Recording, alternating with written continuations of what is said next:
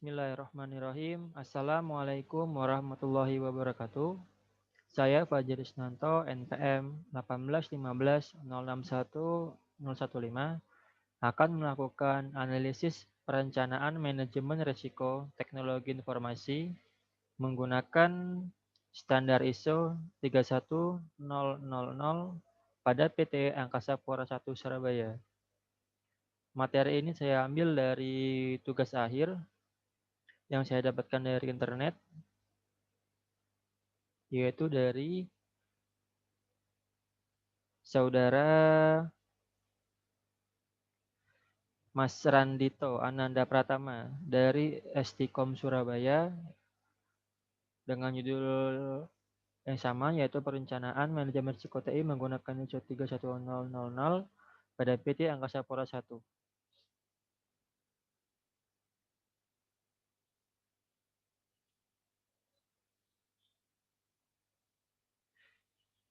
Ya, latar belakang dari analisis ini adalah berdasarkan hasil identifikasi pada layanan bagasi, ditemukan ada beberapa proses bisnis yang belum didukung oleh teknologi informasi atau TI. Contoh proses bisnis yang belum didukung TI adalah pada proses penjadwalan shift kerja karyawan dan absen pegawai yang saat itu bekerja yang masih menggunakan proses manual. Nah, untuk standar ISO yang digunakan adalah ISO 31000 tahun 2018. Jadi ISO ini itu sebenarnya adalah pedoman berstandar internasional yang digunakan sebagai acuan dalam mengidentifikasi, mengelola, dan mengevaluasi perusahaan dalam menangani sebuah risiko.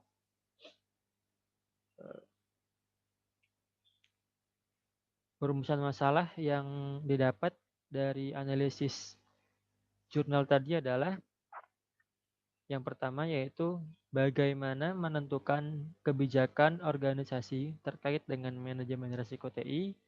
Yang kedua, yaitu bagaimana mengidentifikasi dan mengevaluasi risiko berdasarkan risk assessment. Nah, untuk tahap pertama dalam melakukan risk assessment yaitu melakukan identifikasi risiko, yaitu proses menemukan, mengakui, dan mencatat risiko yang kemungkinan akan terjadi. Dan ini adalah metodologi penelitian yang akan digunakan, di mana pada tahap awal dapat dilihat yang pertama adalah melakukan kajian teori, kemudian menganalisis dan mengidentifikasi sebuah masalah yang dilakukan dengan cara wawancara, yang selanjutnya akan dilanjutkan untuk observasi data yang dibutuhkan. Ini pada tahap awal metode yang digunakan tuh seperti ini. Kemudian untuk metodologi penelitiannya, nah tahap penyusunannya yaitu pada tahap risk assessment dilakukan 3 tahapan yang saling berhubungan, yang diawali dari risk identification, di mana outputnya menghasilkan hasil dari identifikasi risiko yang sudah ditemukan. Kemudian risk analysis, yaitu menganalisis risiko yang telah diidentifikasikan sebelumnya. Dan yang terakhir yaitu risk evaluation, yaitu mengevaluasi risiko yang telah diidentifikasi dan dianalisis. Ketika risk assessment sudah dilakukan, maka selanjutnya dilakukan risk treatment, di mana nanti hasil dari risk treatment ini akan menghasilkan sebuah kebijakan yang akan dijadikan sebuah prosedur dan instruksi kerja, di mana pada bagian ini hasil dari risk assessment tadi digunakan sebagai acuan dalam pembuatan standar operasional prosedur. Nah, Dan ini adalah beberapa identifikasi masalah yang telah ditemukan, yaitu yang pertama, PT Angkasa Pura I Surabaya belum mempunyai RIS register. Jadi RIS register itu eh, pendataan aset-aset yang memiliki risiko, baik itu risiko kerusakan dan risiko lain-lain. Dan itu semuanya harus dicatat di dalam RIS register. Dan yang kedua adalah PT Angkasa Pura I Surabaya belum mempunyai penanganan risiko yang baik. PT Angkasa Pura I Surabaya belum mempunyai kebijakan dan SOP tentang penanganan risiko yang terjadi di proses bisnis. Ini ada 3 identifikasi masalah. Dan ini risk register yang telah didapatkan. Yang pertama yaitu eh, perencanaan penentuan kualitas alat cek bagasi, di mana aktivitasnya terdiri dari menentukan standar kualitas alat cek bagasi, menentukan alat cek yang berkualitas, menyediakan alat cek bagasi. Nah, ini bagian yang dilakukan oleh tim pengadaan dan maintenance bagasi.